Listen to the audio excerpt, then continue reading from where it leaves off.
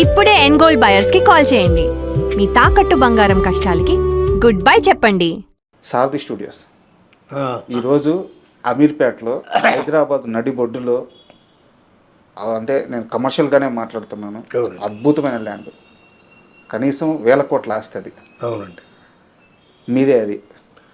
అవునండి. అంటే యాక్చువల్ బేసికల్గా మా ఫాదర్ మొదటి నుంచి డిస్ట్రిబ్యూటర్, చెప్పాను కదా, నవయుగ ఫిలిమ్స్. అవును.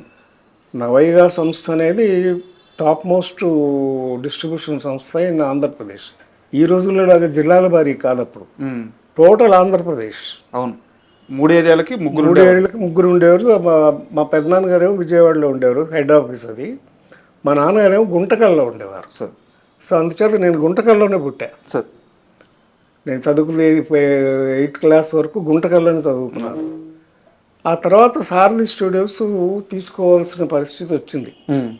ఎందుకంటే అక్కినేని నాగేశ్వరరావు గారు ఎన్టీ రామారావు గారి అపోజిషన్ భరించలేక హైదరాబాద్లో వెళ్ళిపోయి షిఫ్ట్ అయిపోదామని డిసైడ్ చేసుకున్నాడు. ఆయన భరించలేక కాంపిటీషన్కే. ఎందుకంటే ఆయన డామినేటింగ్ అప్పుడు. ఎందుకంటే ఎక్కువ సంస్థలు, ఇప్పుడు విజయవాహిని అంటే కంప్లీట్గా రామారావు గారి సినిమాలు. ఓకే. ఆయనకి ఎప్పుడు కూడా కాంపిటీషన్ ఉండేది వీళ్ళిద్దరికి. బట్ ఆయన ఎప్పుడు పై చేయగానే ఉండేవారు ఎన్టీ రామారావు గారు. ఆయన ఏ క్యారెక్టర్ అయినా వేసేవాడు, మహానుభావుడు. నాగేశ్వరరావు గారు ఏమో రొమాంటిక్ క్యారెక్టర్స్, కథ ఇంపార్టెన్స్ ఉన్న క్యారెక్టర్స్, సాంఘిక సినిమాలు ఇలా. మొదట్లో జానపద సినిమాలు కూడా చేశారు ఈయన. కీలుగుర్రం అన్నీ కూడా జానపదాలు కూడా చేశారు ఈయన. కృష్ణుడు వేశారు, అర్జునుడు వేశారు, అన్నీ వేశారు. ఆయన కామెడీ కూడా చేశారు కదా, మిస్సమ్మలు ఎంత గొప్పగా చేశారు ఆయన, మహానటుడు. అయితే ఏదైనా ఆయన కాంపిటీషన్ ఫీల్ అయ్యడం కొంత, చెన్నారెడ్డి గారి స్నేహం కొంత. ఓకే. మర్రి చెన్నారెడ్డి గారు చీఫ్ మినిస్టర్. అయితే ఇట్లా ఇండస్ట్రీ ఇక్కడ హైదరాబాద్ షిఫ్ట్ అయితే బాగుంటుంది అంటే, అప్పుడు నాగేశ్వరరావు గారు అంటే, నాకు అక్కడ స్టూడియో లేదు, అప్పుడు స్టూడియో క్లోజ్ అయిపోయింది. వాళ్ళు అది యాక్చువల్గా చల్లపల్లి రాజా గారిది ప్రాపర్టీ, అంటే చల్లపల్లి మహారాజా గారిది వాళ్ళ అబ్బాయి రామకృష్ణ ప్రసాద్ గారని. చల్లపల్లి రాజా గారు రియల్గా రాజు గారు ఆయన. వారిది సారథి బ్యానర్. సారథి బ్యానర్ అంటే అంతకుముందు చాలా పెద్ద పెద్ద సినిమాలు తీశారు. తమ్మారెడ్డి భరద్వాజ నాన్నగారు కూడా అక్కడ వర్క్ చేసినారు, దానికి మేనేజర్గా చేశారు. ఆయన తర్వాత మా నాన్నగారు. అంటే అది ఎలా జరిగిందంటే, ఫస్ట్ ఆ బ్యానర్, సారథి బ్యానర్ చాలా రామారావు గారితో ఆత్మబంధువు, కలిసి ఉంటే కల సుఖం, ఇలాంటి సినిమాలన్నీ సారథిలో తీసినాయి. రోజులు మారాయి నాగేశ్వరరావు గారితో. అప్పుడు నవయుగ ఫిలిమ్స్ వాళ్ళు సారథి స్టూడియో 45% షేర్స్ కొనుక్కున్నారు. అప్పటి నుంచి మా నాన్నగారు గుంటకల్ నుంచి ఇక్కడికి షిఫ్ట్ అయ్యారు స్టూడియో మేనేజ్ చేయడానికి. 64లో 64 నుంచి సారథి స్టూడియోస్ నాన్నగారే చూసుకున్నారు. మొదట్లో ఒకటే ఫ్లోర్ ఉండేది, తర్వాత 2 ఫ్లోర్లు కట్టారు, మొత్తం 3 ఫ్లోర్లు అయినాయి. స్టూడియో బ్రహ్మాండంగా నడిచేది. ఇప్పుడు మెట్రో స్టేషన్ ఉంది కూడా అంతా సారథి స్టూడియోస్లోనే ఉండేది. అప్పట్లో అమీర్పేట మెట్రో స్టేషన్ ఉంది, అదంతా సారథి స్టూడియోస్ గేటే. అక్కడ ఉండేది మెయిన్ గేట్. స్టూడియో మీరు అమ్మేసుకున్నారో లేకుంటే మీ వాటాలు మీరు వెనక్కి తీసుకున్నారో నాకు అంత ఐడియా లేదు. బట్ ఆ రోజుల్లో మీరు స్టూడియో కొనడానికి ఎంత ఇన్వెస్ట్ చేశారు, ఎంత మీకు రిటర్న్ వచ్చింది? లేదండి, అది ఇన్వెస్ట్మెంట్ అంటే నవయుగ నుంచి ఫండ్స్ వచ్చాయి. నవయుగ అప్పటికే బాగా పెద్ద కంపెనీ. సినిమాలు కొన్ని వేల సినిమాలు రిలీజ్ చేశారు, కొన్ని వేల సినిమాలు సూపర్ హిట్లు అయినాయి. సో దాని ఇన్వెస్ట్మెంటే సారథి స్టూడియోకి తీసుకున్నారు. అంటే నేను అడిగేది ఏంటంటే, మీ షేర్లు వదులుకోకుండా ఉండాల్సింది లేదండి. అదేంటంటే ఫ్యామిలీ ఇది. మా ఫాదర్ వాళ్ళు 3 brothers, plus private limited company, it's not a ownership company కాదు. సో అందుకని షేర్స్ ఉండే ఎవరికి వాళ్ళకి. వాళ్ళ బ్రదర్స్ నెక్స్ట్ జనరేషన్ వాళ్ళు మాకు కలిసి రాలేదు, ఒకరికొకరు పడలేదు. మామూలే, భారతం అంతే, ఏ కుటుంబం అయినా అంతే. పెద్ద వాహిని స్టూడియో అట్లాంటివి అయిపోయింది, ఏవిఎం అలాగే అయిపోయింది. సో అలాంటి పరిస్థితుల్లో స్టూడియోని అమ్మేయాల్సి వచ్చింది, అమ్మేశారు. ఎందుకు అన్నారు సార్, మీకు ఏమన్నా అది గుర్తుందా? అంత డీటెయిల్స్ నాకు తెలియదు. మహా అయితే కొన్ని లక్షల్లో ఉంటుందా? లక్షల కోట్లు కదండి, 12 ఎకరాలు. ఆహా, మీరు అమ్మినప్పుడు మేము అమ్మినప్పుడే కోట్లండి. అప్పుడే కోట్ల? 80s మేము అమ్మింది ఎప్పుడు 84లో, 80s తర్వాత. ఆ, 80s తర్వాత కదా మేము అమ్మింది. కొన్నది ఎప్పుడు 64లో. ఇప్పుడైతే వేల కోట్లు ఉంటాయి. అంతే కదండి మరి. అంటే అప్పట్లో మాకు డివిజన్ మాకు అది ఒకటే ప్రాపర్టీ కాదు, ఇంకా ఉండేది సరోవర్ హోటల్ అని ఉండేది. సార్ షాపూర్ వాడి అని సెక్రటరియట్ ఎదురుగా సరోవర్ హోటల్ అని ఉండేది. ఫస్ట్ డ్రైవింగ్ రెస్టారెంట్ అది సరోవర్ ఉండేది. ఇవన్నీ ప్రాపర్టీస్ ఉండేవి. బ్రదర్స్ వాళ్ళు నెక్స్ట్ జనరేషన్ రాలేదు. మా బ్రదర్స్లో కూడా డిఫరెంట్ ప్రొఫెషన్స్కి వెళ్ళిపోయాం. సో అందుచేత అలాగా క్లోజ్ చేయాల్సి వచ్చింది.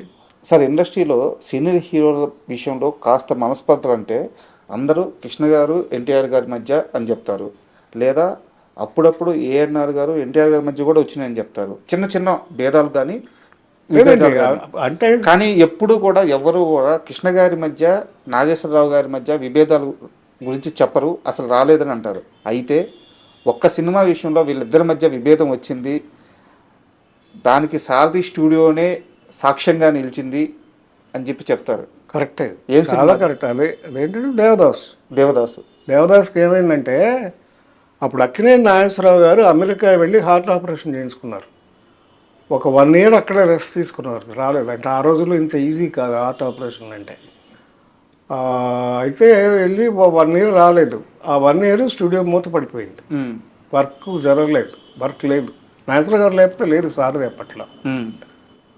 దాంతో ఏమైంది, లేబర్ ప్రాబ్లం వచ్చింది. లేబర్ ప్రాబ్లం వస్తే పి జనార్దన్ రెడ్డి గారికి మా ఫాదర్కి క్లాష్ వచ్చి, మా ఫాదర్ మేనేజ్మెంట్ అప్పుడు స్టూడియో. మా ఫాదరు స్టూడియో మూసేశారు, క్లోజ్ చేశారు. నాగేశ్వరరావు గారు తిరిగి వచ్చారు అమెరికా నుంచి. రాకముందే ఏమైంది, ఈలోపు ఎట్లాగైతే నాగేశ్వరరావు గారి సినిమాలు ఎక్కువ మేము నవైగా చేసామో, మా సిస్టర్ కన్సర్న్ శ్రీ ఫిలిమ్స్ అని ఉంది, దాంట్లో కృష్ణ గారి సినిమాలు ఎక్కువ చేశారు, రిలీజ్ చేశారు అన్నీ. కృష్ణ గారి ఫస్ట్ పిక్చర్ నుంచి అగ్ని సాక్షి అక్కడి నుంచి చాలా సినిమాలు, కృష్ణ గారి సినిమాలు కూడా వాళ్ళ సొంత సినిమాలు, పద్మాలయ సినిమాలు. అసలు ఆయన ఫస్ట్ లేత మనసులు రిలీజ్ చేసిందే తేనె మనసులు, నా శ్రీ ఫిలిమ్స్. బాబు మూవీస్ మంచి మనసులు, మూగు మనసులు, తేనె మనసులు, ఇవన్నీ కూడా నవైగాను శ్రీ ఫిలిమ్స్ రిలీజ్. కృష్ణ గారి వచ్చి పద్మాలయ సినిమా పద్మాలయ బ్యానర్లో తీస్తుంటే శ్రీ ఫిలిమ్స్ మేము రిలీజ్ డిస్ట్రిబ్యూషన్ తీసుకున్నాం. నాగేశ్వరరావు గారు చాలా సీరియస్ అయ్యారంట. ఆయన కోపం వచ్చింది. అప్పుడు అమెరికా నుంచి తిరిగి వచ్చేసరికి తిరిగి వచ్చారు, ఇట్లా సినిమాకి రెడీ అయిపోతుంది, ఇక్కడ అయిపోయింది డిస్ట్రిబ్యూషన్ మా శ్రీ ఫిలిమ్స్. అప్పుడు ఆయన కోపం వస్తే ఏం చేశాడు, ఆయన పాత దేవదాస్ నెగిటివ్ కొనుక్కొచ్చారు. ఆయనకి ఎవరో సలహా ఇచ్చారు, ఆయనకే వచ్చిందా మరి, తీసుకొచ్చి పాత దేవదాస్ని రిలీజ్ చేశారు కొత్త దేవదాస్ మీద. కొత్త దేవదాస్ ఫ్లాప్ అయింది, పాత దేవదాస్ 100 రోజులు ఆడింది. రెండోసారి ఫస్ట్ 100 పెద్ద అంత సక్సెస్ కాదు. ఒరిజినల్గా దేవదాస్ రిలీజ్ అయినప్పుడు అంత సక్సెస్ కాదు, పేరు వచ్చింది కానీ అంత 100 రోజులు ఆడటం ఇలా లేదు. యాక్చువల్గా రెండోసారి రిలీజ్ చేసినప్పుడు అది 100 రోజులు ఆడింది. ఈ సమ్మర్ వచ్చింది. అప్పుడు వచ్చినప్పుడు నాగేశ్వరరావు గారు తిరిగి వచ్చారు. తిరిగి రాగానే స్టూడియో ఓపెన్ చేయమని అడిగారు మా ఫాదర్ని. లేబర్ ప్రాబ్లం ఉంది, నేను ఓపెన్ చేయను అన్నారు మా ఫాదర్. నేను ఓపెన్ చేయనండి, కుదరదు, ఇప్పుడు లేబర్ ప్రాబ్లం ఉంది, సో అది ఓపెన్ చేయడానికి వీలు కదంటే అప్పుడు ఆయన సరే అని చెప్పేసి అంజలీదేవి గారి సినిమా వెళ్ళి బెంగళూరులో షూట్ చేశారు. ఎందుకంటే చెన్నై వెళ్ళటం ఇష్టం లేదు ఆయనకి. మళ్ళీ చెన్నై ఎప్పుడు వెళ్ళేవారంటే అక్కడ సొంత స్టూడియో ఉంటే దానికి మాత్రం వెళ్ళేవారు షూటింగ్. అది ఆయన మనసులో పెట్టుకున్నారు, ఇప్పుడు అలాగే చేస్తున్నారు. ఇప్పుడు విజయ కానీ అక్కడ స్టూడియో ఉంటుంది, వీనస్ కానీ వాళ్ళ సొంత స్టూడియో ఉన్న వాళ్ళకైతేనే మెడ్రాస్ వెళ్ళేవారు, లేకపోతే ఇక్కడి నుంచి మెడ్రాస్ వెళ్ళేవారు కాదు. ఇక్కడే ఆయన ఫిక్స్ అయిపోయారు, హైదరాబాద్లోనే ఉండాలని ఫిక్స్ అయిపోయి ఇక్కడికి వచ్చేసారు. అప్పుడు బెంగళూరులో షూటింగ్ చేశారు. చేస్తే అప్పుడు ఇంక నాకు సొంతంగా స్టూడియో కావాలని డిసైడ్ చేసుకుని అప్పుడు అన్నపూర్ణ తీసుకోవడం ఇవన్నీ జరిగినాయి.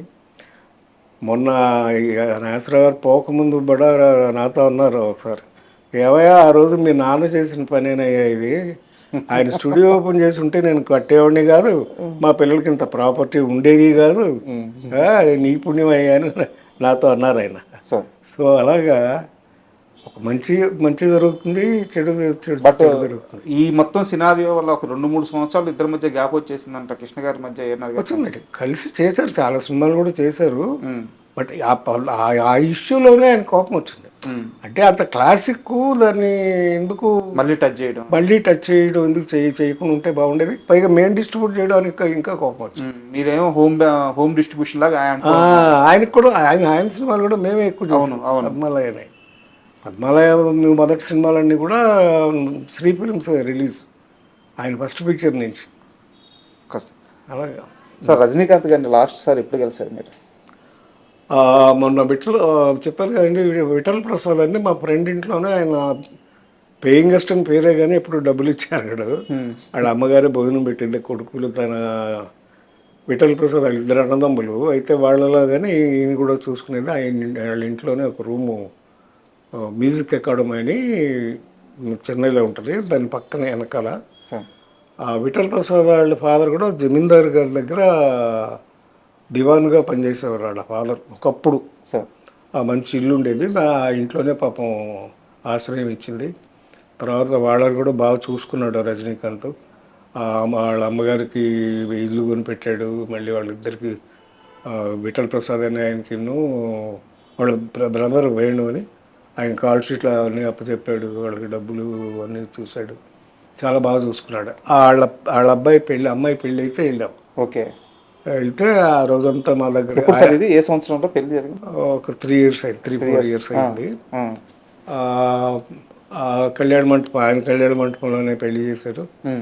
పెళ్ళి అయిన తర్వాత మమ్మల్ని అందరినీ ఆయన తోటకు తీసుకెళ్ళాడు, మా ఫ్రెండ్స్ అందరినీ. ఓకే, మేము 15 మంది దాకా ఉన్నాం బ్యాచ్.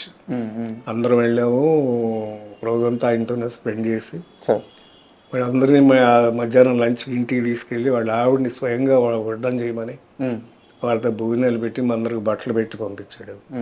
సో అలాగే ఫ్రెండ్స్ని బాగా చూసుకుంటాం. ఏమని పిలుస్తున్నారు ఇప్పుడు? అరే అనుకుంటాం మేము. ప్రదీప్ శక్తి గారు కానీ మేమంతా మేము ఫ్రెండ్స్ అలా అనుకుంటాం, అలాగే అరే అనుకుంటాం అంతే కదా. నేను తర్వాత మెల్లగా ఏంటంటే చిరంజీవి గారిని నేను ప్రొడ్యూసర్ అయ్యి ఆయన హీరో అయిన తర్వాత పేరు పెట్టి పిలవడం అది బాగోదని మెల్లమెల్లగా అప్పుడు కూడా చిరు అని పిలిచేవాళ్ళం, అంతేగాని అట్లాగా. మీరు ఇందాక ఒక మాట అన్నారు ఇప్పుడే, కెరీర్ స్టార్టింగ్లో వారి ఇంట్లో పేయింగ్ గెస్ట్గా ఉండేవారు కానీ బట్ ఎప్పుడు పే చేసేవాళ్ళు కాదు, కానీ వాళ్ళు చూపించిన ఆదరణ గుర్తుపెట్టుకొని వాళ్ళకి ఇల్లు కట్టించారు, వాళ్ళ లైఫ్ సెటిల్ చేశారు, పెళ్లి చేశారని చెప్పారు. ఈ దానం కూడా మొదటి నుంచి ఉండేది రజనీకాంత్ గారి విషయంలో. అంటే మొదట్లో పరిస్థితి లేదు కదా ఆయనకి, తర్వాత ఎక్కడి నుంచి వస్తుంది, అది తర్వాత వచ్చింది. మీరు అంతా దగ్గర నుంచి చూసారు. రజనీ తను సంపాదించడం మొదలుపెట్టిన తర్వాత వాళ్ళ ఇంట్లో ఏంటంటే గేటు పక్కనే ఒక షెడ్ ఉండేది. ఆయన ఇంటికి పాయిస్ గార్డెన్లో ఆయనకి ఇల్లు ఉంటుంది. గేట్ దగ్గరే ఒక రూమ్, పెద్ద హాల్ లాంటి రూమ్ కట్టి దాంట్లో జిన్నవారి సరుకులు, పప్పులు, బెల్లాలు, బియ్యాలు అన్నీ మొత్తం సరుకులన్నీ స్టోర్ చేసి పెట్టేవాడు. ఎవరు వచ్చినా సరే ఎంత కావాలంటే అది తీసుకెళ్ళటమే, ఫ్రీగా వచ్చి తీసుకెళ్ళిపోవడం. ఫ్రీగానే ఆయన అలాగే ఇచ్చేవాడు. అవన్నీ చాలా మంచి పనులు చేసేవాళ్ళు అండి. Very good, very nice. And ఇప్పుడు ఆయన ఆస్తిలో కూడా వారసులకి ఏం రాదు అని చెప్పేసి వీళ్ళు కూడా రాశారు అని చెప్పి చాలా మంది చెప్తుంటారు, నిజమేనా అది? అంత ఎందుకు చేస్తారండి, మా పిల్లలు ఉన్నారు కదా, ఆడపిల్లలు ఉన్నారు కదా, 2 ఆడపిల్లలు. కొంత లిమిటెడ్ వరకు వారసులకు ఇచ్చి మిగతాదంతా అని చెప్పేసి చెప్తుంటారు. పుకార్లేనాయి ఎందుకు ఇస్తాడు సార్? పొలిటికల్గా కూడా ఇవ్వడం సార్, అలాగే బురికే ఏదో గాసిప్ ఏదో రాస్తూ ఉంటారు కదా, అంతేగాని అలా హెల్ప్ చేయడం చేస్తాడు. చిరంజీవి గారు చేస్తారు అలాగే. మన సునామీ ఇచ్చినప్పుడు ఇది అందరికి హెల్ప్ చేయాలి, సునామీ కదా ఇది, కరోనా వచ్చినప్పుడు చాలా మంది చేయలేదు అలాగే. అవునవునవును. ఆ గుడ్ నేచర్ అనేది ఆటోమేటిక్గా హీరోలు ఉండిపోద్ది సార్ ఎంతో కొంత. అంటే వాళ్ళు వేసే పాత్రలు, వాటి స్వభావాలు వాళ్ళ మీద పనిచేస్తాయి సార్. అందులోని కదా సక్సెస్ఫుల్. రామారావు గారు ఉన్నారంటే ఆయన దేవుడు అని ఫీల్ అయ్యేవాడు.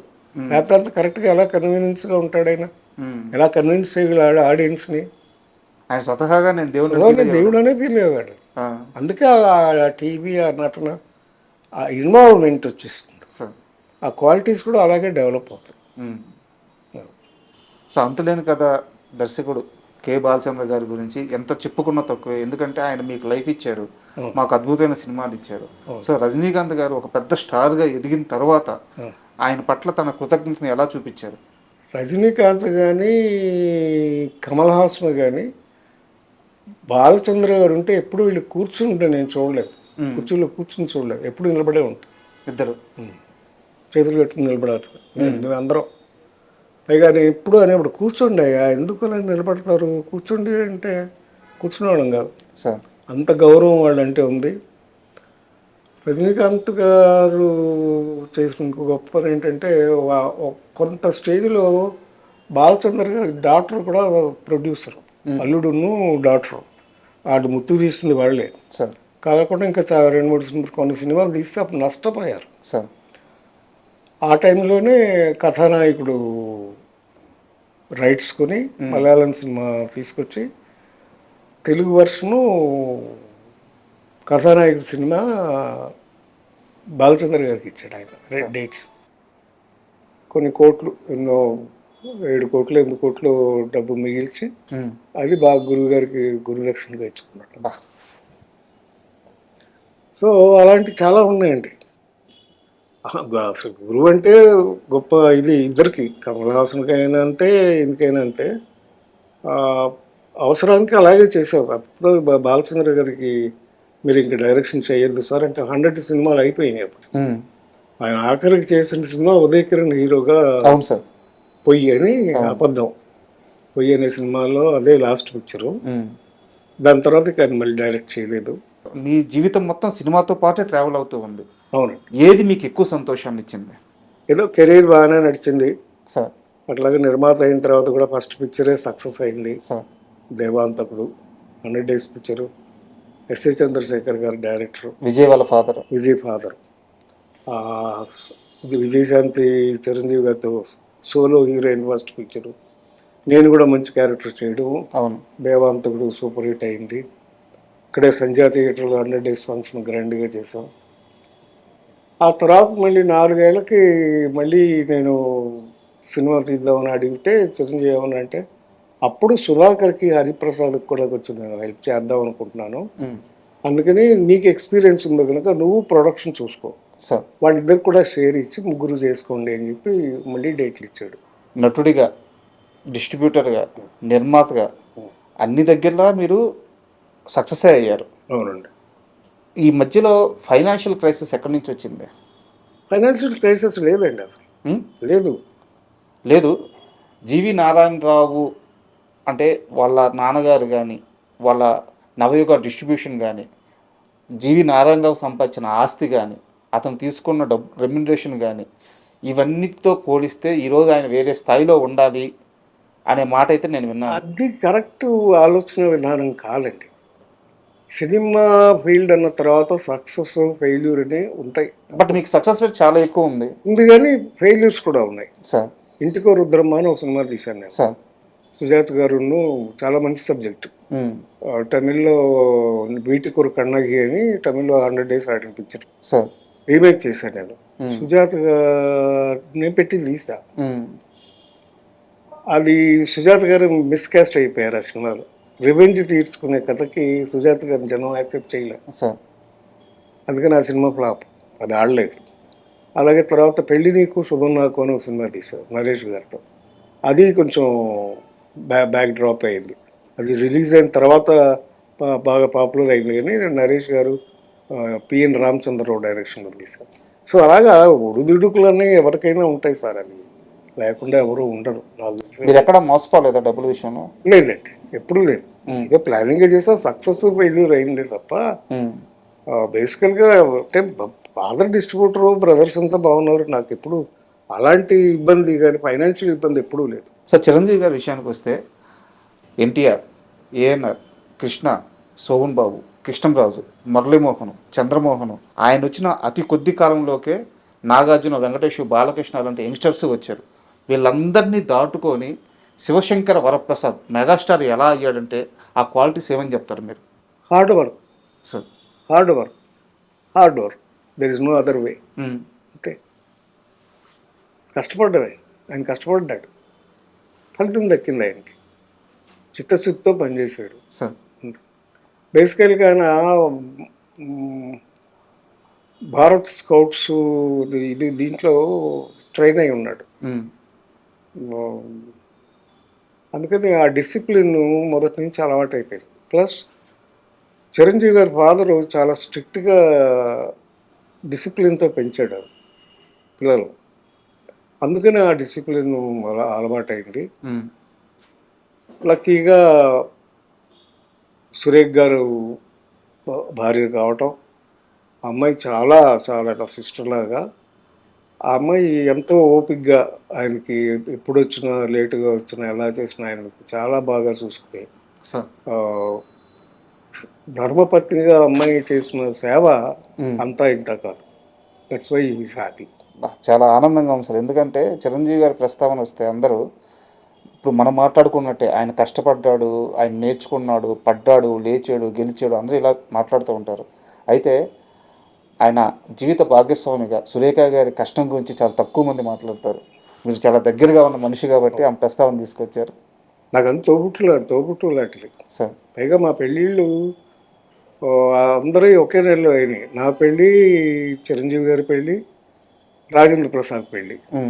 మా ముగ్గురు పెద్ద పిల్లలు, చిరంజీవి గారి పెద్దమ్మాయి, నా కొడుకు, రాజేంద్ర ప్రసాద్ కొడుకు, ముగ్గురు ఒకే నెలలో పుట్టారు. సార్. ముగ్గురు మేము మంచిపల్లికి షూటింగ్ చేస్తున్నాం. ఇక్కడే సంజీవ్ రెడ్డి నగర్లో. అదే షూటింగ్లో ముగ్గురు పిల్లలు పుట్టారు. ఆ ముగ్గురిని కూడా పార్టీలు చేసుకున్నాం. సార్. అలాగా కోఇన్సిడెన్స్ అని.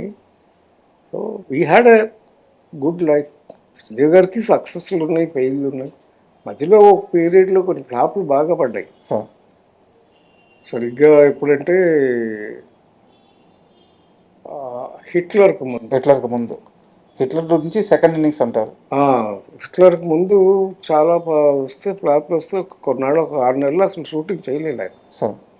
బెంగళూరు వెళ్ళిపోయి, బెంగళూరులో ఆయనకి రిసార్ట్ ఉంది, అది మా బ్రదరు కట్టారు, అలంకృత అని. అందులో ఆయనకి హౌస్ ఉంది, సొంత హౌస్, 4 ఎకరాలు సైట్లో ఇల్లు ఉంది. అక్కడికి వెళ్ళిపోయి అక్కడే ఉండిపోయారు. గ్యాప్ తీసుకున్నారు. 6 నెలలు గ్యాప్ తీసుకుని అప్పుడు హిట్లర్ సబ్జెక్టు మీద వర్కౌట్ చేసి సక్సెస్ తీసుకుని తిరిగి వచ్చి అక్కడి నుంచి మళ్ళీ ఆగలేదు.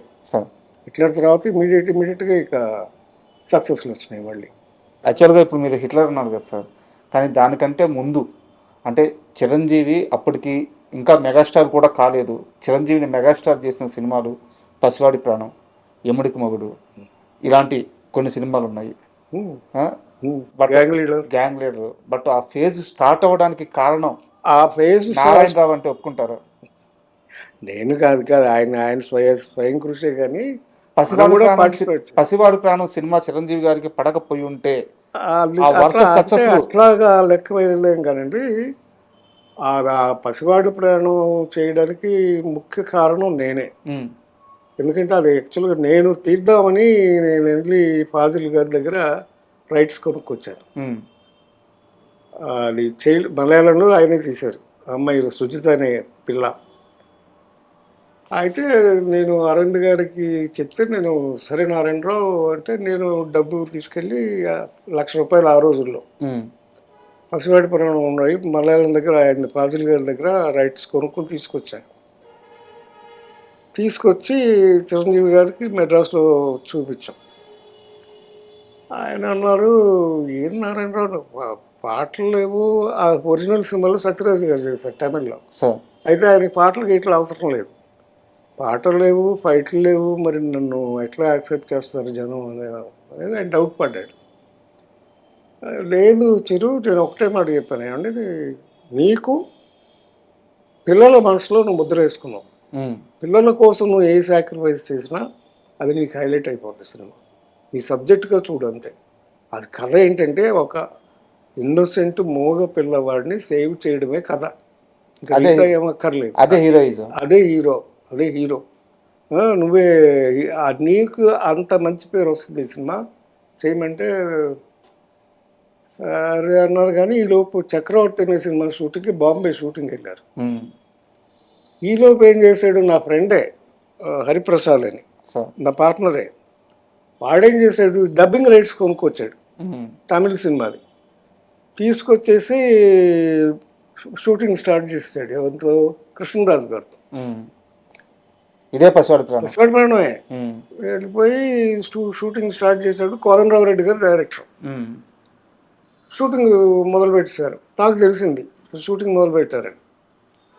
అదేంటిది, నేను రైట్స్ కొనుక్కుంటే అంటే ఆడి డబ్బింగ్ రైట్స్ ఉంది అతనికి, అందుకని డబ్బింగ్ రైట్స్ కొంటే స్ట్రైట్ సినిమా తీయకూడదు. తీయకూడదు. పైగా ₹1,00,000 పెట్టి కొన్నాను ఆ రోజు. 1,00,000 అంటే తక్కువేం కాదు. ఉమ్.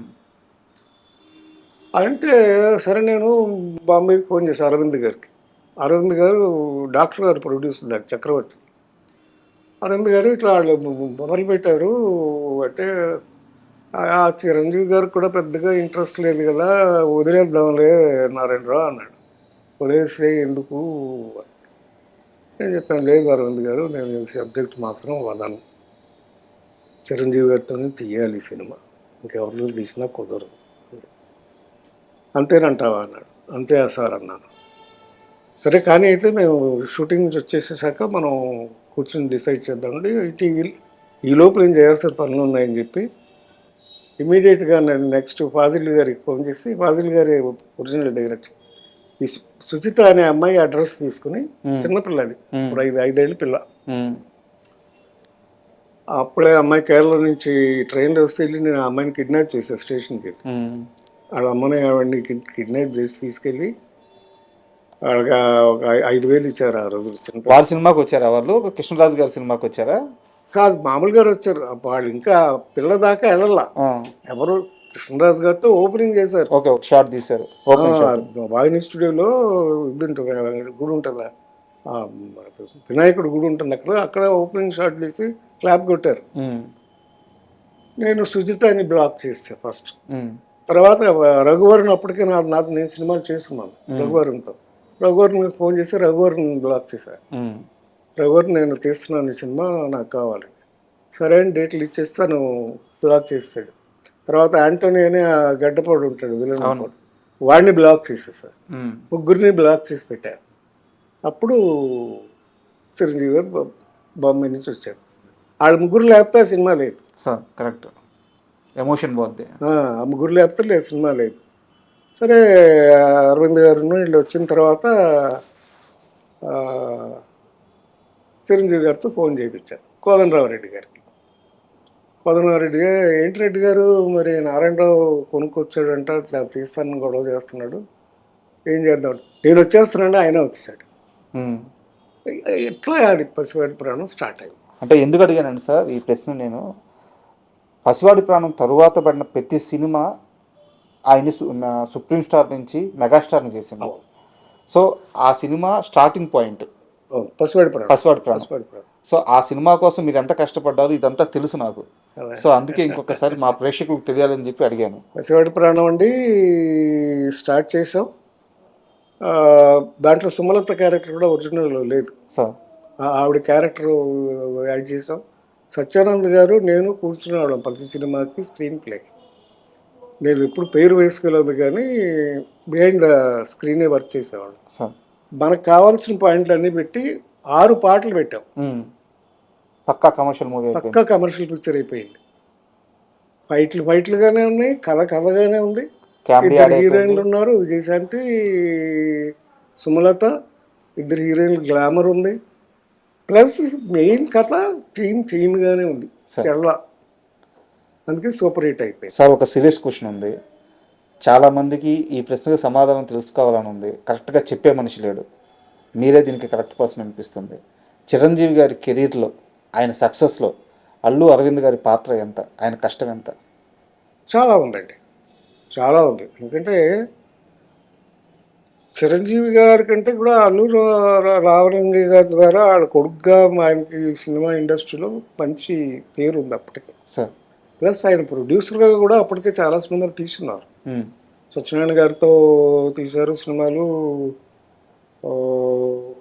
బంట్రోత్ భార్య తీశారు, ఇలా అప్పటికే సినిమాలు తీసి ప్రొడక్షన్ చేస్తున్నారు. సో ఆయన అనుభవం ఆయనకు బాగా ఉపయోగపడింది చిరంజీవి గారికి. ఉమ్, ఆయన శ్రమ పడకుండా ఆయన కరెక్ట్గా ప్లానింగ్ చేసుకుంటూ వెళ్ళడానికి main bone of the Chiranjeevi success is Allu Aravind sir. కంప్లీట్గా. సో ఆయన ప్లానింగ్ కానీ ఆయన ఇది కానీ అన్నీ పర్ఫెక్ట్గా ఉండటం, ఉమ్, ఆయనకి స్ట్రెయిన్ అవ్వకుండా ఆయన్ని నిలబెట్టినటువంటి ఘనత అల్లు అరవింద్ గారిది. మీకు తెలిసి ఏదైనా ఒక పర్టికులర్ సిచ్యువేషన్ ఆయన హ్యాండిల్ చేసింది గుర్తుందా మీకు? చిరంజీవి గారి కోసం అల్లు అరవింద్ గారు పడ్డ ఆ శ్రమ కానీ? అన్నీ అండి, ఆయన 100 days ఫంక్షన్స్ కానీ అన్నీ, ప్రతి సినిమా ఆయనకి ఏ హీరోకి అలా ఉన్నాయండి. సంవత్సరానికి ప్రతి బర్త్డేకి ఓ పిక్చర్ 100 days ఫంక్షన్ ఆడేది. ఎలా వచ్చేది 100 days? ప్లానింగ్ అట్లా ప్లానింగ్ చేసేవారు మొదటి నుంచి. సినిమా ఎప్పుడు మొదలు పెడతాము, ఎప్పుడు ఫినిష్ అవుతుంది, ఆగస్టు 22nd 100 days ఫంక్షన్ చేయాలి. అలా ప్లాన్ చేస్తే ఆ 10 ఏళ్ళు చేసేవాళ్ళు ఆయన. బా. గ్యాంగ్ లీడర్ ఏంటి, ఎముడికి మొగుడు ఏంటి, అన్నీ, అమ్మకి అత్తకి మూడు, అమ్మాయికి మొగుడు ఏంటి, అలాగే హిట్లరు, గ్యాంగ్ లీడర్ 5 ఊళ్ళల్లో 4 ఊళ్ళల్లో 100 days ఫంక్షన్ చేసాం ఒకే రోజు. సార్. తిరుపతి, హైదరాబాదు, వేలూరు, విజయవాడ. సో ఇంత ప్లానింగ్, ఆయన సర్కిల్ మెయింటైన్ చేయడం కూడా అరవింద్ గారు అలా మెయింటైన్ చేసేవారు. సార్. హీరో గారు కష్టం, హీరో గారు పడి ఆయన కాంటాక్ట్స్ ఆయనకు ఉండేవి. అరవింద్ గారి ప్లానింగ్ మొత్తం ఆయన చూసుకునేవాడు. వారిద్దరి మధ్య ఎలా ఉండేది సార్ అనుబంధం? బావబావమరుదులు. ఇంకా అనుబంధం అంటే ఏం చెప్పాలి, అంతకంటే సొంత చెల్లినిచ్చినాక ఆ అనుభవం ఆల్మోస్ట్ ఫ్రెండ్లీగా ఉండేవారు, చాలా ఫ్రెండ్లీగా ఉండేవారు.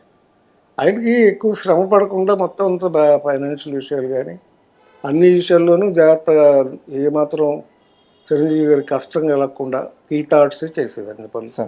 స్టాఫ్ని బట్టి మేమందరం కూడా కోఆపరేట్ చేసేవాళ్ళం. ప్రొడ్యూసర్గా కూడా కొంతమంది మేము ఏంటంటే, నేను కానీ కేఎస్ రామారావు గారు కానీ మేమందరూ చిరంజీవి గారితో ఓన్ చేసుకునేవాళ్ళం. ఆయన కూడా ప్రొడ్యూసర్ లాగా చూసేవాడు కాదు, ఫ్రెండ్స్ లాగా, ఫ్యామిలీ మెంబర్స్ లాగా చూసేవాడు. సో నేనైతే ఆల్మోస్ట్ ఒక రోజులో 12 గంటలు ఆయనతోనే ఉండేవాడిని ప్రతిరోజు. పొద్దున్నే ఆయన జిమ్కి వెళ్ళిన దగ్గర నుంచి, జిమ్కి వెళ్ళేటప్పుడు నన్ను ఎక్కించుకెళ్ళేవాడు. అలాగే సాయంకాలం షూటింగ్లు అయిపోయే వరకు అట్లా కలిసి ఉండేవాడు. ఇక్కడ హైదరాబాద్ వచ్చిన తర్వాత కొంచెం తగ్గిపోయింది. ఇక పాలిటిక్స్ వచ్చిన తర్వాత నేను వెళ్ళటం తగ్గించింది. నిజంగా హైదరాబాద్ వచ్చిన గ్యాప్ వచ్చిందా, పొలిటికల్ వల్ల గ్యాప్ వచ్చిందా?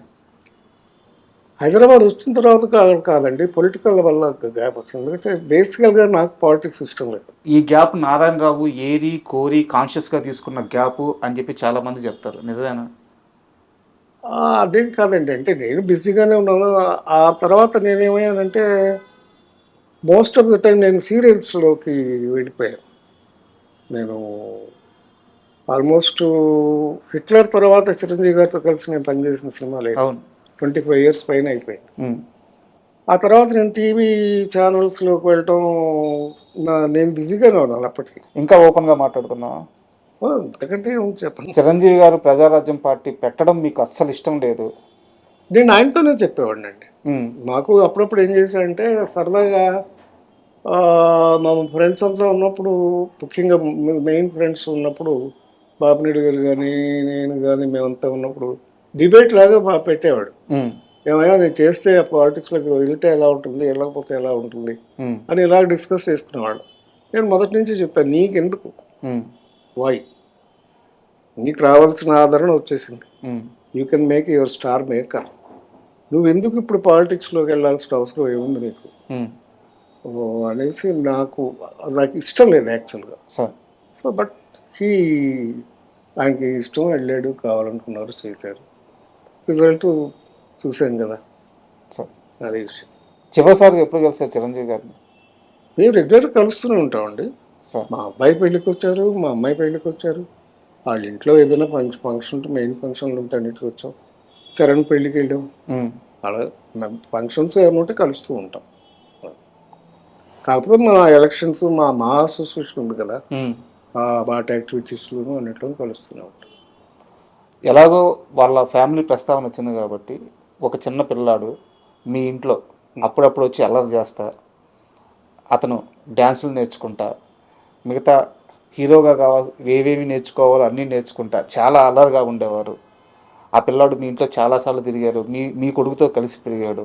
ఈరోజు పాన్ ఇండియా బిగ్గెస్ట్ స్టార్ అయి ఉన్నాడు. ఎవరా హీరో గుర్తున్నారా? అర్జున్, అల్లు అర్జున్. అల్లు అర్జున్. ఆడును మా అబ్బాయి ఒకే ఏజ్.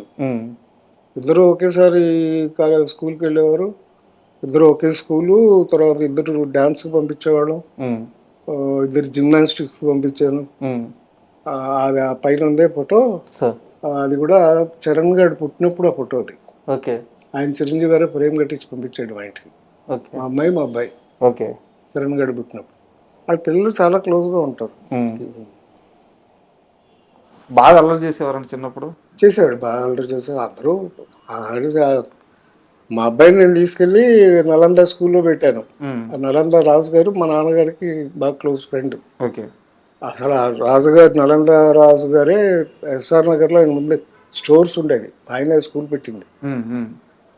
మా అబ్బాయిని విజయవాడలో చదివించి కొన్నాళ్ళ తర్వాత నలందాలో తీసుకొచ్చి నలందాలో పెట్టాను. అక్కడైతే ఆయన రాజుగారు బాగా ట్రైన్ చేస్తాడు. నేను మా అబ్బాయిని పెట్టానని చూసి అప్పటికేంటంటే ఊటీలో చదివిస్తున్నాడు చరణ్ని. ఊటీలో సరిగ్గా చదవట్లా, చరణ్ చదవట్లేదు, రాణా చదవట్లేదు. సరే వాళ్ళని ఏం చేద్దామని ఆలోచిస్తుంటే అప్పుడు నన్ను అడిగారు, నువ్వు ఎక్కడ పెట్టావు? నేను నలంద రాజుగారి దగ్గర పెట్టాను, కావాలంటే తీసుకెళ్ళి జాయిన్ చేస్తానంటే తీసుకెళ్ళి అప్పుడు నలంద రాజుగారి దగ్గర చరణ్ని రాణాని పెట్టారు. పెడితే అక్కడ కాడికి వచ్చి బాగుపడ్డారు వాళ్ళిద్దరూ తోడుదొంగలు. అట్లా పిల్లలు చిన్న వయసులో అలాగే. కానీ ఆ కాన్వెంట్స్ ఏమైపోయింది, ఊటీ కాన్వెంట్స్ డిసిప్లిన్ లేకపోవడం, కొంచెం డ్రగ్స్ బిగ్స్ కూడా ఛాన్స్ ఎక్కువ ఉన్నాయి. ఓకే. అందుకని తీసుకొచ్చేసారు. కాన్షియస్గా ముందే మేల్కొని ముగ్గురిని అక్కడి నుంచి తీసుకొచ్చి నేను వీళ్ళని పెట్టానని, మా అబ్బాయిని పెట్టానని వాళ్ళని కూడా తీసుకొచ్చేసారు. తీసుకొచ్చి ఇక్కడ నలందాలో జాయిన్ చేశారు రాజుగారి దగ్గర. మీరు కానీ, చిరంజీవి గారు కానీ, సుధాకర్ గారు కానీ, ప్రసాద్ బాబు గారు కానీ, మీరంతా కూడా ఒక గ్రూపు. అయితే మీకు ఆయన సినిమాలు ఇచ్చారు, అవసరం వచ్చిన ప్రతిసారి ఆయన ఫ్రెండ్స్తో నిలబడ్డారు. బట్ ఎందుకు చిరంజీవి గారి మీద ఎందుకు ఇంకా ఒక నెగిటివ్ క్యాంపెయిన్ చేస్తూ ఉంటారు? ఎవరు చేశారు? ఆయన ఫ్రెండ్స్కి సహాయం చేయలేదు, నిర్మాతలను పట్టించుకోలేదు. ఎవరన్నారు అసలు? బయట చాలా ఉన్నాయి సార్. సుధాకర్ గారికి అన్యాయం చేశారంటారు. సుధాకర్ బాగోని రోజు కూడా హాస్పిటల్కి వచ్చి హెల్ప్ చేసింది చిరంజీవి సార్. హరిప్రసాద్ గారు చనిపోయినప్పుడు కూడా హాస్పిటల్కి వచ్చింది చిరంజీవి ఫస్ట్. ఫస్ట్ నేను వెళ్ళాను సార్. అసలు ఆ రోజే చాలా ఇన్సిడెంట్ జరిగింది. హరిప్రసాద్కి ఆల్రెడీ ప్రజారాజ్యం పార్టీలో పనిచేయాలని ఇంట్రెస్ట్ ఉంది సార్, నిలబడాలని తనకు ఉంది. అయితే అప్పుడు కొంచెం లావ్ అయ్యాడు హరిప్రసాద్. దాసనారాయణరావు గారు ఆయన గురువు. ఆయన హరిప్రసాద్ని కోపడ్డారు, ఎందుకు నువ్వు లావ్ అవుతున్నావా, ఇంత లావ్ అయిపోయావు అని చెప్పేసి అనేసరికి ఆయన వెళ్ళి నేచర్ క్యూర్ హాస్పిటల్లో చేరాడు. ఓకే. అంటే ప్రకృతి వైద్యం చేయించుకుని ఒళ్ళు తగ్గించుకుందామని వెళ్ళాడు. ఉపవాసంలో ఉన్నాడు వారం రోజులు. ఓకే. తిరుపతిలో ఫంక్షన్ జరిగింది, చిరంజీవి పార్టీ అనౌన్స్ చేశాడని ఆ రోజు TV9 వాళ్ళు నాకు ఫోన్ చేశారు, హరిప్రసాద్కి ఫోన్ చేశారు, సుధాకర్కి ఫోన్ చేశారు. మా ముగ్గురిని కలిపి ఒక షో చేద్దామని. సార్, నాకు అప్పుడు కుదరలేదు, షూటింగ్ ఉంది ఆ రోజు, నాకు కుదరలేదు, సుధాకర్కి కుదరలేదు. ఈ నేచర్ క్యూర్ హాస్పిటల్ నుంచి హరిప్రసాద్ స్టూడియోకి వెళ్ళాడు. స్టూడియోలో ఇంటర్వ్యూ చేస్తూ అలాగే పడిపోయాడు లైవ్లో. తర్వాత వెంటనే చిరంజీవి గారు తిరుపతి నుంచి రాగానే వెంటనే వచ్చేసారు. అరవింద్ గారు, చిరంజీవి గారు, నేను అందరి దగ్గరుండి, అప్పుడు సంజయ్ రెడ్డి నగర్లోనే ఉండేవాడు హరిప్రసాద్. నెక్స్ట్ ఫైనాన్షియల్గా కూడా డబ్బు అరేంజ్ చేసి నా చేతికి ఇచ్చి అన్ని ఖర్చులు నన్ను చూసుకోమన్నారు. నేనే చూసుకున్నాను. అప్పుడు అన్నీ చేసాం. సుధాకర్ కూడా హెల్త్ బాగున్నప్పుడు అన్నీ చిరంజీవి గారు చూసుకున్నారు. అది ఎవరు అలాంటి టాక్ లేదే, నేను ఎక్కడా వినలేదు, నన్ను ఎవరు అడగలేదు కూడా. మనం చేసామా లేదా, ఆయన బిజీ అయిపోయాడని వెళ్ళటం మానేసాం, కానీ లేకపోతే అలాంటి ఏమీ లేవు నాకు తెలిసి. Is very good at helping. ముఖ్యంగా ఆయన బయటికి చెప్పుకోరు, కానీ ఎరంక్ శర్మ గారు అని చెప్పాను, అంతలో చిలకమ్మ చెప్పింది, కుక్క కాటుకు చెప్పింది, అన్నీ చేశారు. అర్లీ డేస్లో చిరంజీవికి బాగా ఎంకరేజ్మెంట్ ఇచ్చాం. నేను ఈరంక శర్మ గారు చెప్తేనే ఆ బాలచంద్ర గారు వేషం ఇచ్చారు ఓకే ఇరికల కాదులు. సార్. ఆయన లాస్ట్ డేస్లో కొంచెం చాలా ఇబ్బందులు పడ్డారు, వైఫ్ చనిపోయి డబ్బులు లేకుండా ఇబ్బంది పడుతుంటే నాకు ఫోన్ చేశారు ఆయన ఈరంక శర్మ గారు. నారాయణ ఇట్లా ఫైనాన్షియల్గా ఇబ్బందిగా ఉంది, కొంచెం చిరంజీవి గారు చెప్తావా అని.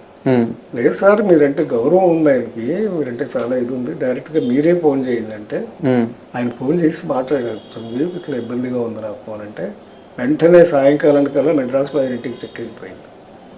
క్యాష్ 5 lakhs ఒక్కరోజు. అంటే ఫోన్ చేస్తే అక్కడ ఇచ్చేస్తారు కదా సార్. సో ఇలాంటివన్నీ చాలా హెల్ప్ చేస్తున్నాడు ఆయన. సార్ ఇంకెందుకు వస్తుంది ఆయన? అదే సార్ సమస్య ఏంటంటే నేను చెప్తున్నాను కదా, ఆయన చేసే సహాయాలు. శరం గారు నాకు ఫోన్ చేసి మళ్ళీ నారాయణరావు ఇట్లా పంపించేశాడు, నేను కూడా అనుకోలేదు ఇంత హెల్ప్ అవుతుందని అని అన్నారు. చాలా సంతోషించారు. తర్వాత నెలకు ఆయన చనిపోయారు అనుకోండి. బట్ ఎవరికి నాకు తెలిసి చాలా మందికి చేశాడు ఆయన. సార్ ఆయన స్టాఫ్కి కానీ అందరికీ బాగానే చేశాడు. ఇంకా ఆయన చెయ్యింది ఏంటి సార్? అదే సార్, ఆయన చేసే సహాయాలు చాలా పెద్ద స్థాయిలో ఉంటాయి, పెద్ద లెవెల్లో ఉంటాయి, కానీ బయటకు వచ్చే మాత్రం చాలా తక్కువ ఉంటాయి. బయటకు చెప్పుకోరు సార్, అన్నిటికీ చెప్పుకునే రకం కాదు సార్. జాగ్రత్తగా ఉంటారు, అది తప్పులేదు. ఈ మనిషిని జాగ్రత్తగానే ఉండాలి, తప్పులేదు సార్. అంతేకాని ఏమి నాకు తెలిసి ఎవరికి అన్యాయం చేయలేదు సార్. ఫ్రెండ్స్ కానీ అందరికి బాగానే చూసుకున్నాడు, స్టాఫ్ అందరినీ బాగానే చూసుకున్నాడు సార్. అండ్ ఆరోగ్యం ఎలా ఉంది సార్ ఇప్పుడు మీకు? నాకు బాగానే ఉందండి. ఆయన కాకపోతే మామూలే, రెగ్యులర్ బీపీ షుగర్ ఇవన్నీ ఆస్తులు అనుకోండి, సంపాదించుకున్న దానికంటే అవి ఎక్కువ సంపాదించుకున్నారా? సో హ్యాపీగానే ఉంది, ఏం ప్రాబ్లం లేదు సార్. పిల్లలు బాగా చదువుకున్నారు, సెటిల్ అయ్యారు. సో అందుకని. ఎక్కడ ఉంటారు సార్ పిల్లలు? మా అబ్బాయి ఇక్కడే ఉంటాడండి, సాఫ్ట్వేర్ స్కిల్ డెవలప్మెంట్ చేస్తున్నాడు. డాక్టర్ ఇలా ఉన్నారు, ఒక మనవడు వాడు 4 years పిల్లాడికి. పాపను అల్లుడు ఇద్దరు లండన్లో ఉంటారు సార్. వాళ్ళిద్దరూ ఫార్మసిస్టులు. So they have their own pharmacies. Okay. లండన్లోనే ఫార్మసీస్ పెట్టుకుని రన్ చేస్తున్నారు. వాళ్ళకి ఒక పాప, ఓకే, 6 years పాప. So it's happy family. ఇప్పుడు మీతో ఎవరు ఉంటున్నారు? ప్రస్తుతం నేను ఇక్కడనే ఉంటున్నానండి. ఓకేనా మీకు డైలీ? బాగానే ఉన్నాయి problem. Sir thank you very much. ఎందుకంటే మీలాంటి పెద్దవారితో కూర్చొని మాకు తెలియని చాలా విషయాలు, అన్నిటికంటే ముఖ్యంగా అంతులేని కథ సినిమా విశేషాలు, మీ సినీ కిరీ విశేషాలు, ఇలా అన్ని విషయాలు తెలుసుకున్నాం. Thank you very much. Thank you very much.